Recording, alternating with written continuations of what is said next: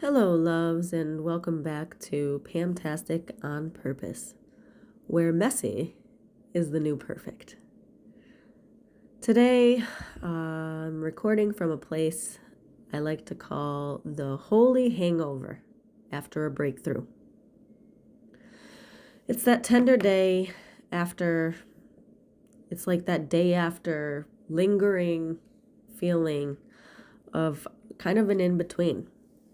It's when your spirit feels clear, your body feels a little wobbly, and your truth is suddenly much louder than your fear.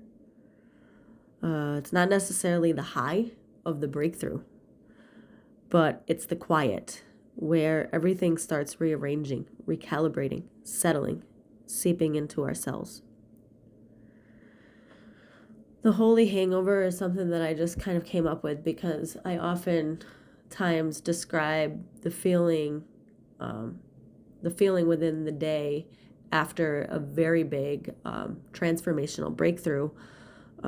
It's a common thing that I've experienced. People often tend to romanticize or glorify transformation. And I'm not saying that it doesn't deserve that kind of spotlight, because transformation is what we all want, right? But I just feel like a lot of people forget this part. The soft, shaky, sacred kind of afterglow where you're just not who you were yesterday and not fully who you're necessarily remembering. I don't like the word becoming, so I don't want to use it personally. It's not that I don't like the word becoming. Let me backtrack. It's not that I don't like the word becoming. It's that I feel as though I have outgrown the word becoming because I'm no longer becoming anything. I am, right? I am me. And I finally feel like there's an emergence happening, but I don't feel like I'm becoming. I feel like I've remembered who has always been here with me, inside of me, trying to be expressed in a soulful way that aligns with who I am. I don't know if that made sense, but I think you get what I'm saying. It feels like your insides just shifted in their sleep. It feels like your DNA is activated in a way that it wasn't before. Like a truth finally landed so freaking deep inside of you, and your body just needs time to now catch up with that. It's not wrong. It's not regression. It's not, it's not anything other than part of the whole entirety of the process of transformation. It's our nervous system recalibrating to a new frequency. My truth landing so deeply in my body yesterday was a truth that dropped in like a wave of electricity that I have been waiting for and waiting to feel inside of me for so long. And it that click, right? That click. It's not necessarily a realization. It's not necessarily a mindset shift. It's just one of those soul level clicks. It was quiet, yet loud. It was certain and steady, yet chaotic and seemingly violent. It's one of those days where it's, oh, right, this is who I am now. It's those moments. And then today, the day after, it's the tenderness. It's the grace. It's the restorative, integrative processing day. But you're not really processing, right? You're not processing. The mind is no longer involved. The mind gets to kind of rest and breathe now, while the body just rests and also does its job, because our bodies are these miraculous, beautiful, multi-dimensional vessels that are self-healing. Yet, sometimes we don't know how to allow them to do their literal jobs. And I find that in the hangover days, if you will, the holy hangover days, that it sometimes it feels that recalibration, that paradoxical dance that happens inside of us. It's no longer necessarily, upsetting my whole being, if you will, and yet I'm allowing it if it does. I don't know if that makes sense, but I hope that the words I'm saying are hitting you in a feeling that is making sense. I don't think that we share these moments. And I thought, what better time than now to talk to you, to talk openly, freely about the mess of being human and living the work of coming home to ourselves. And I don't necessarily love that. It sounds so cliche, but really, isn't that what we're all doing? And we're all just kind of holding each other's hands to get there. I know I said that before, but I really just feel like that's true. So today, I feel a little tender, but I also feel more me than I ever have in my life so far. There's been plenty of moments prior and transformations and rebirths where I've felt similar to this. Sure. And also, it's not this. This is different. And every time I go through one of these huge, massive breakthroughs, I kind of say the same thing. I've been waiting to feel this. I've been waiting for this click. I haven't been this strong in my knowing of self ever before. And every time we have those transformational moments, we're like, yeah, I've arrived.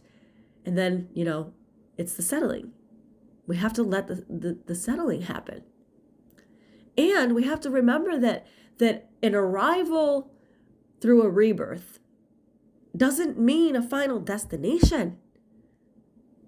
I really love this metaphor, and I'm going to share it because it's something that I kind of believe. This is what I believe. I see every night as a death and every morning as a rebirth. Listen, they don't call it mourning for no reason. It's literally the spells are in the words. The spells are in the spelling. Morning. Good morning. It's called mourning, literally, because someone created this, I don't know who it was, you know what I mean? But all words are made up technically, but someone decided that this word was going to be, describing the dawn of the day, like the beginning part of the day. Morning. The only thing it's missing is the you. Morning. It's called morning because you're mourning the death of yesterday. But I like to say grand rising instead of mourning now. Because I like to look at it as I'm not mourning anything from yesterday. I'm not mourning.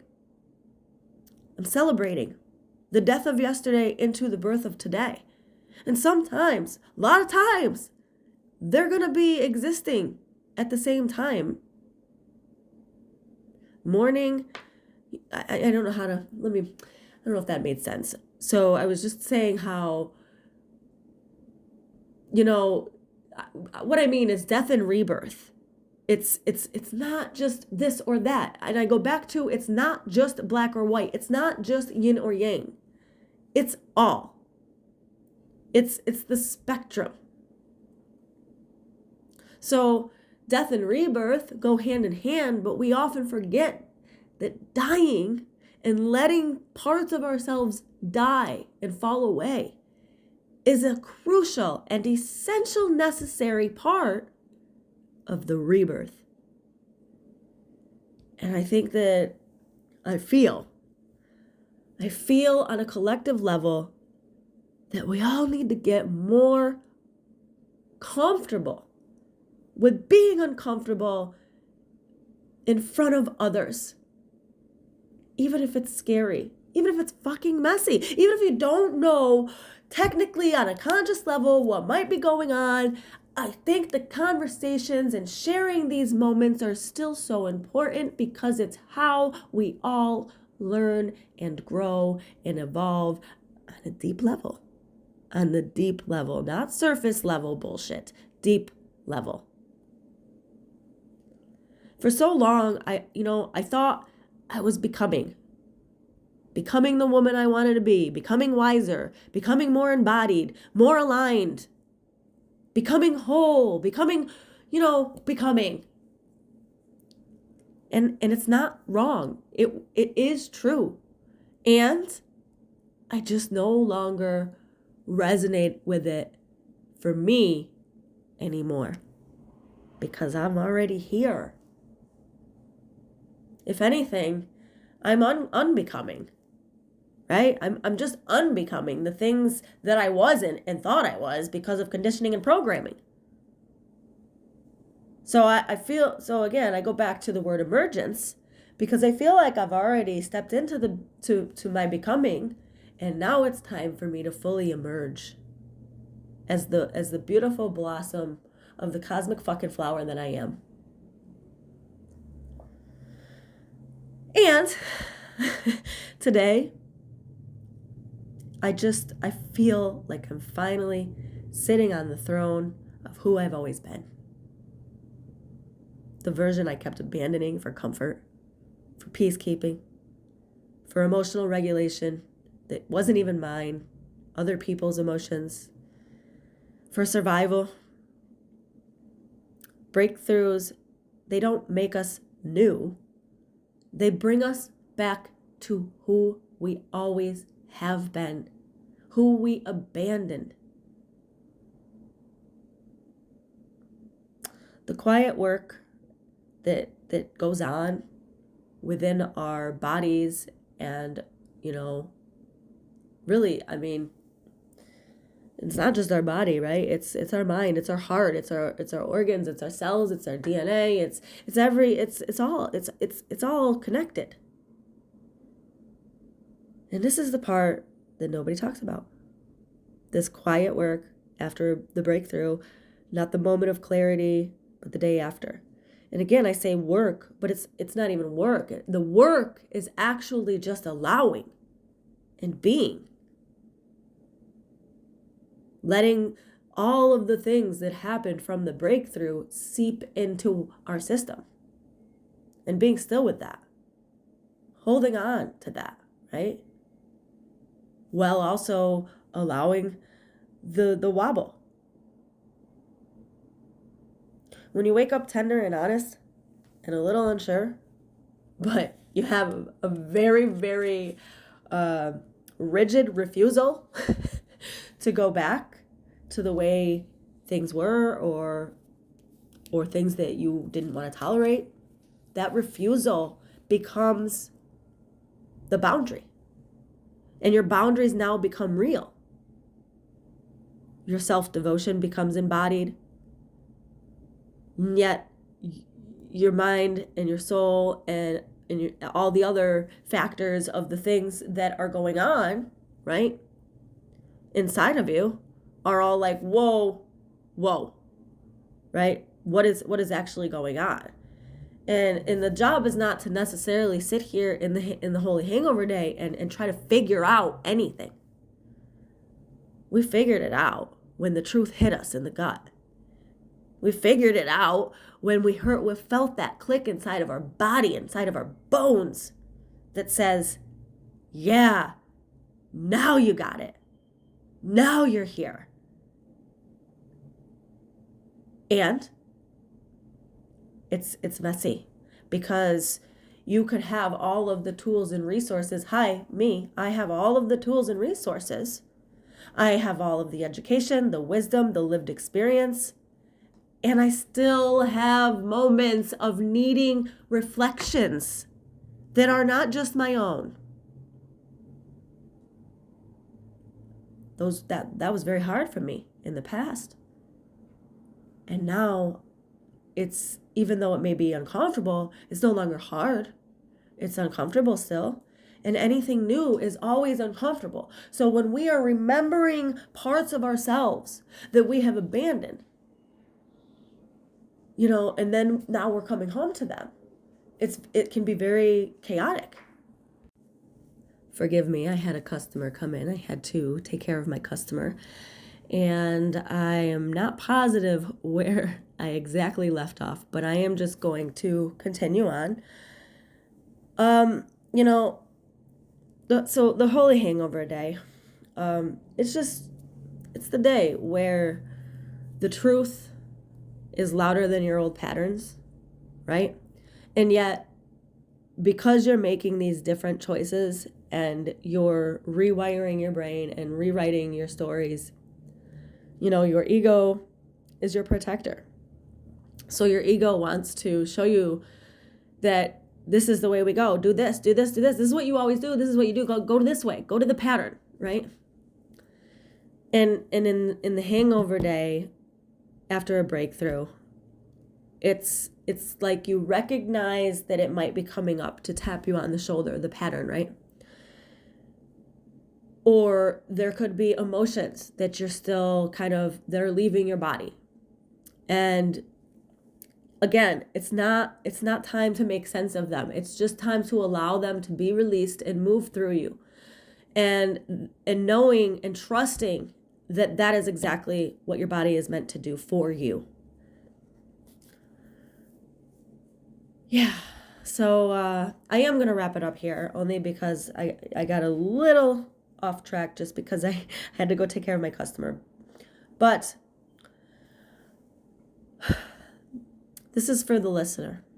If you're here and you're listening and you're here with me, first and foremost, always thank you. But I always want, part of why I'm doing this, again, is not just for me, but it's for the listeners. I want to be some sort of mirror for you. If I can activate any kind of truth or your own kind of unbecoming or finding a layer that needs to be removed, that shit lights me up. So if you're listening and you're feeling any of your own tenderness, if you're going through that wobble, if you had a huge breakthrough and you're in that place of tenderness, sacred exhaustion, or just needing to recalibrate, I want to share something with you.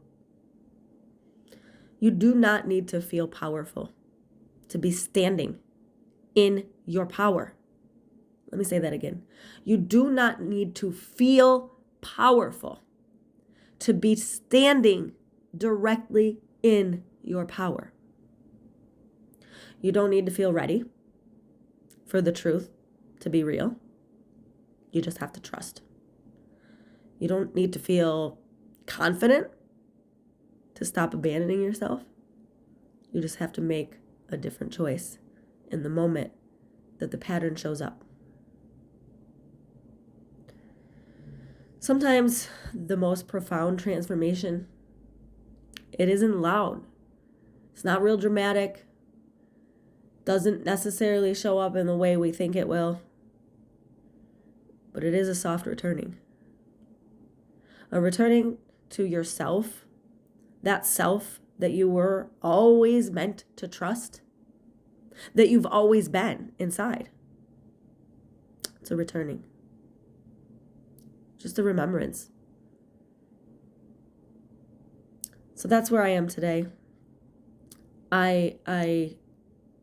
Again, I just want to share, because this right here is directly in alignment with my whole messy is the new perfect brand. And that's what I'm bringing to life, and that's what I'm sharing, and that's what I'm creating. And what better way to be messy than to share a vulnerable moment in my life? This is me sitting with you in the middle of my own kind of mess, where the mess is the message and it has become the embodied lesson. So, again, if you were here with me, I appreciate you. Thank you as always. Feel free to let me know in the comments if you have ever had a holy hangover day after a breakthrough. And I'd love to hear your experiences, if you relate. Yeah, anything like that is greatly appreciated. And that's it for today. Thank you. I love you. Stay present. Stay purposeful. And stay fucking messy. I love you.